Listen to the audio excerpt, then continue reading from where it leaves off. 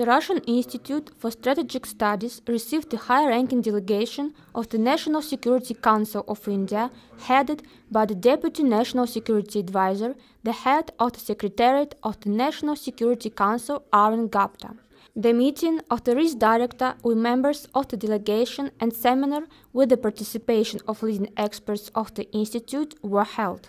Philosophy Dr. Arvind Gupta presented main lines of foreign policy of India as well as top priority areas of the Russian-Indian cooperation. On completing the event, the Deputy National Security Advisor of India gave an exclusive interview to RIS TV channel. My visit to Moscow is essentially in two contexts.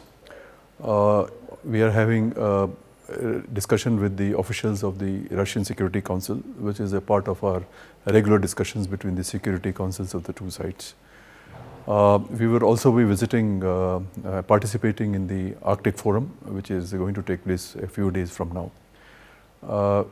During my visit, I had the occasion of meeting with the experts of the RIS in Moscow, and also had a chance to exchange views with the Russian scientists, also to review the integrated long-term program of scientific cooperation between our two countries, how to further the science and technology cooperation.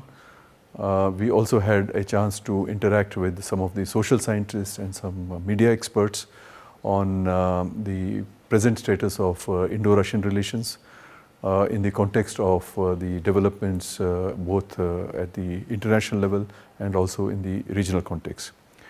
It became quite clear to me that there is a desire on both sides to have a regular dialogue and exchange of views on issues of contemporary importance, how the world is changing, where the world is going, what is the nature of the various conflicts which are raging in the world, and what are the new opportunities which have arisen for us to take advantage of, and how in specific terms India and Russia can collaborate.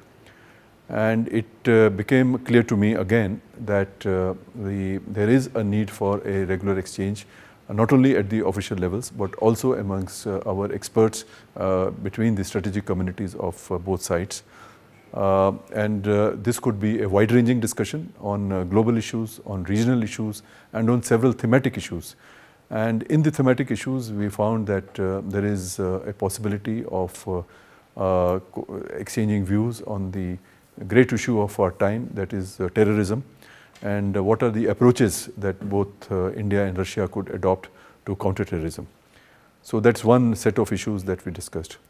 Another set of issues that we discussed is about the non-traditional security issues, which includes a whole range of issues like the climate change or maritime security. And in this, we've also found that perhaps we could discuss how India and Russia can cooperate in the area of the development of blue economies, how India and Russia can cooperate in the area of maritime security and maritime cooperation.